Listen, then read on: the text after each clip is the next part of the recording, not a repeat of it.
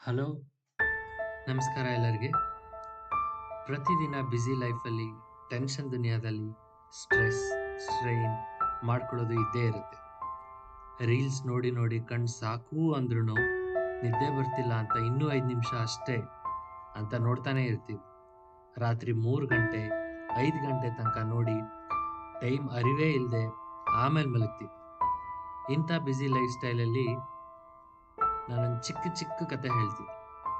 ಒಂದು ಚಿಕ್ಕ ಕಥೆನೇ ಹಲವು ಭಾಗಗಳಾಗಿ ಮಾಡಿ ಹೇಳ್ತೀನಿ. ಯಾಕೆಂದ್ರೆ ಸ್ವಲ್ಪ ಕ್ಯೂರಿಯಾಸಿಟಿ ಇರಲಿ ಅಂತ ಅಷ್ಟೇ, ಬೇರೆ ಇನ್ನೇನಲ್ಲ. ಇಲ್ಲಿ ನೀವು ಕಣ್ಣಿಗೆ ಆಯಾಸ ಮಾಡ್ಕೊಳ್ಳೋ ಅವಶ್ಯಕತೆನೇ ಇಲ್ಲ. ಆರಾಮಾಗಿ ಕೂತ್ಕೊಂಡು ಚೇರ್ಗೆ ವರ್ಕೊಂಡು ಅಥವಾ ಹಾಸಿಗೆ ಮೇಲೆ ಮಲ್ಕೊಂಡು ಕೇಳಿದ್ರೆ ಸಾಕು. ಕಿವಿಗೆ ಮತ್ತೆ ಮನಸ್ಸಿಗೆ ಮಾತ್ರ ಕೆಲಸ ಕೊಡಿ.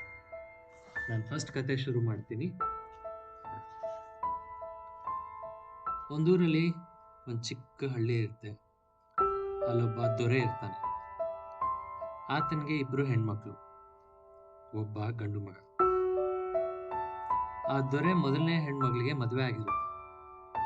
ಅದೇ ಊರಲ್ಲಿ ಒಬ್ಬ ಮುದುಕಿನೂ ಇರ್ತಾಳೆ. ಅವಳಿಗೆ 2 ಹೆಣ್ಮಕ್ಳು.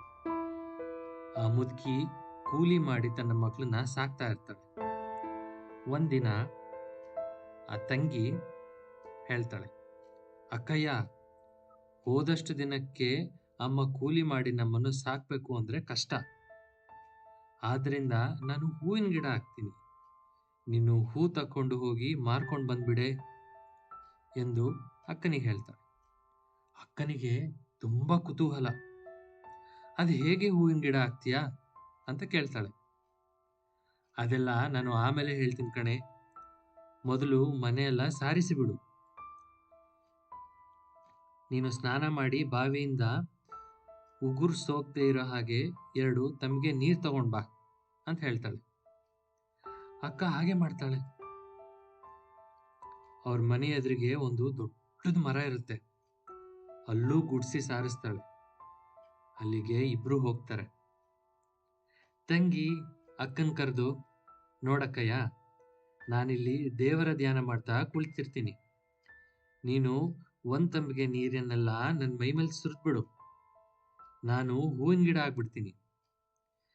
ಆ ಗಿಡದಲ್ಲಿ ಬೆಳೆದಿರೋ ಸುಳಿ ಮುರಿದೇ ಇರೋ ಹಾಗೆ, ಎಲೆ ಮುರಿದೇ ಇರೋ ಹಾಗೆ ಬೇಕಾದಷ್ಟು ಹೂ ಕಿತ್ಕೋ.